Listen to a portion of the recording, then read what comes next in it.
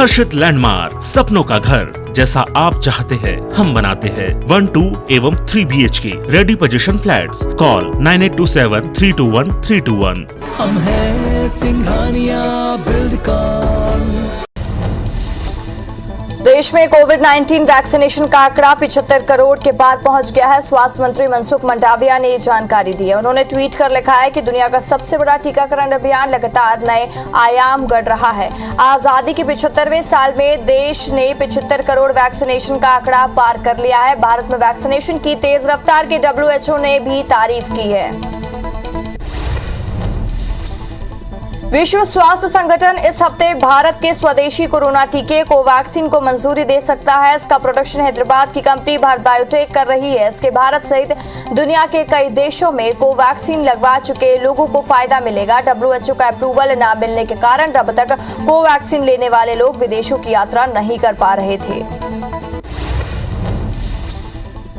तमिलनाडु विधानसभा में NEET खत्म करने के लिए बिल पास हो गया है। अब राज्य में MBBS, BDS में एडमिशन 12वीं के अंकों के आधार पर होंगे। बीजेपी को छोड़कर तमिलनाडु की किसी भी पार्टी ने इस बिल का विरोध नहीं किया।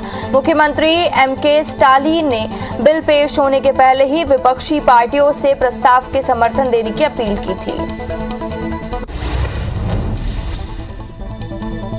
पश्चिम बंगाल विधानसभा उपचुनाव के लिए भवानीपुर से बीजेपी प्रत्याशी प्रियंका तावरीवाल के नामांकन दाखिल कर चुकी हैं और ममता बनर्जी इस सीट से पहले ही नामांकन पत्र दाखिल कर चुकी हैं। ममता विधानसभा चुनाव में नंदीग्राम सीट से मैदान में उतरी थी, लेकिन उन्हें बीजेपी उम्मीदवार शुवेंदु अधिकारी से हार का सामना करना पड़ा था। विजय रूपाणी के इस्तीफे के बाद 2 दिन बाद भूपेंद्र पटेल ने आज गुजरात के 17वें मुख्यमंत्री के रूप में शपथ ली है। राज्य के राज्यपाल आचार्य देवव्रत ने भूपेंद्र पटेल को मुख्यमंत्री पद और गोपनीयता की शपथ दिलाई। शपथ ग्रहण समारोह में केंद्रीय गृह मंत्री अमित शाह, गुजरात के पूर्व मुख्यमंत्री विजय रूपाणी, उप मुख्यमंत्री नितिन पटेल समेत बीजेपी के तमाम नेता मौजूद रहे। साथ ही मध्य प्रदेश, गोवा और हरियाणा के मुख्यमंत्री भी शामिल हुए। भूपेंद्र पटेल को गुजरात के सीएम पद की शपथ लेने पर प्रधानमंत्री मोदी ने ट्वीट कर बधाई दी। प्रधानमंत्री ने शुभकामनाएं देते हुए लिखा, आशा है कि वो गुजरात के विकास को आगे ले जाएंगे। दिल्ली में केंद्रीय मंत्री हरदीप सिंह पुरी की मौजूदगी में पूर्व राष्ट्रपति ज्ञानी जैल सिंह के पोते इंद्रजीत सिंह ने बीजेपी का दामन थाम लिया है। इस दौरान उन्होंने आरोप लगाया है कि उनके दादा का जानबूझकर एक्सीडेंट करवाकर उनकी हत्या कर दी गई थी। 100 करोड़ की वसूली और मनी लॉन्ड्रिंग मामले में आरोपों में घिरे महाराष्ट्र के पूर्व गृह मंत्री अनिल देशमुख के खिलाफ अब प्रवर्तन निदेशालय ने अपनी कार्रवाई तेज कर दी है। ईडी ने CBI से अनिल देशमुख को ढूंढने में मदद मांगी है। ईडी ने अनिल देशमुख को बार बार समन भेजने के बावजूद पूछताछ के लिए हाजिर नहीं होने की वजह से ये कार्रवाई की है। देश के 8 दिव्यांगों की टीम ने ऑपरेशन ब्लू फ्रीडम के तहत सियाचिन ग्लेशियर में 15,632 फीट की ऊंचाई पर जाकर विश्व रिकॉर्ड बना लिया है, जहां भारतीय सशस्त्र बलों के विशेष बल के दिग्गजों की टीम CL&W के ट्रेनिंग दी और दिव्यांग टीम के सदस्य का नेतृत्व किया।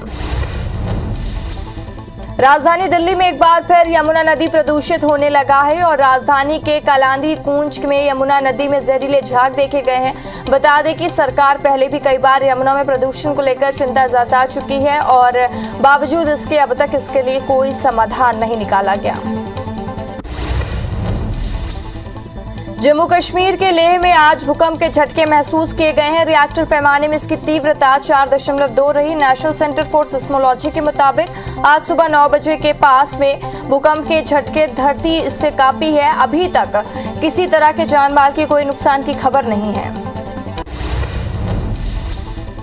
T20 वर्ल्ड कप के बाद विराट कोहली ही लिमिटेड ओवर के कैप्टन रहेंगे और भारतीय क्रिकेट कंट्रोल बोर्ड ने T20 वर्ल्ड के बाद विराट की लिमिटेड ओवर की कप्तानी छोड़ने की खबर से इनकार कर दिया है।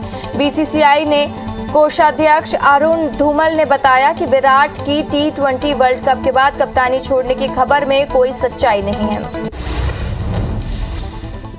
एक समझौते के तहत स्विट्जरलैंड इसी महीने स्विस बैंक के भारतीय खातादारों की जानकारी भारत सरकार को देगा। इससे पहले इसमें पहली बार भारतीयों के मालिकाना हक वाली अचल संपत्ति का डेटा भी शामिल होगा और अधिकारियों ने बताया कि विदेशों में कथित रूप से जमा काले धन के खिलाफ भारत सरकार की लड़ाई में यह कदम मील का पत्थर है। राहुल गांधी का छत्तीसगढ़ दौरा निश्चित माना जा रहा है। हालांकि अभी तक राहुल गांधी ने अपने दौरे को हरी झंडी नहीं दी है, लेकिन इसके लिए प्रदेश कांग्रेस कमेटी ने राज्य में 22 संस्थानों का चयन करके कांग्रेस मुख्यालय को कार्यक्रम की सूची भेज दी है। मध्य प्रदेश के गृह मंत्री डॉक्टर नरोत्तम मिश्रा ने आरोप लगाया कि कांग्रेस आज तक अल्पसंख्यकों को डरा कर रखी है और राजनीति करती आई है। मंत्री नरोत्तम मिश्रा ने पूछा कि कांग्रेस बताए कि 15 महीनों की सरकार में उन्होंने अल्पसंख्यकों के लिए क्या किया है। कांग्रेस नेता चुनाव के समय कभी दादरी तो कभी बावरी लेकर आते हैं। चुनाव खत्म होने के साथ ही दादरी और बावरी दोनों खत्म हो जाते हैं। भोपाल में शिवराज सरकार कर्मचारी पेंशनरों का डीए और राहत भत्ता बढ़ा सकती है। इसके लिए वित्त विभाग ने प्रस्ताव बनाकर मुख्यमंत्री कार्यालय को भेज दिया है। प्रस्ताव स्वीकार होने के बाद ही फैसले से सरकार पर 350 करोड़ का अतिरिक्त भार आएगा।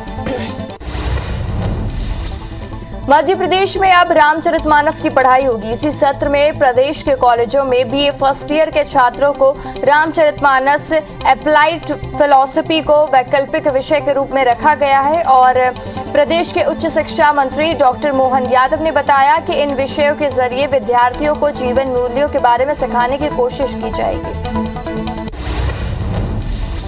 मध्य प्रदेश में नगरीय निकायों के आरक्षण को चुनौती देने वाली याचिका के खिलाफ प्रदेश सरकार अब सुप्रीम कोर्ट जा रही है। राज्य सरकार का कहना है कि वो इस मामले को सुप्रीम कोर्ट लेकर जा रही है, इसलिए उसे 4 हफ्ते का समय दिया गया है और जिसके बाद हाईकोर्ट ने सरकार को 4 हफ्ते का समय दे दिया है।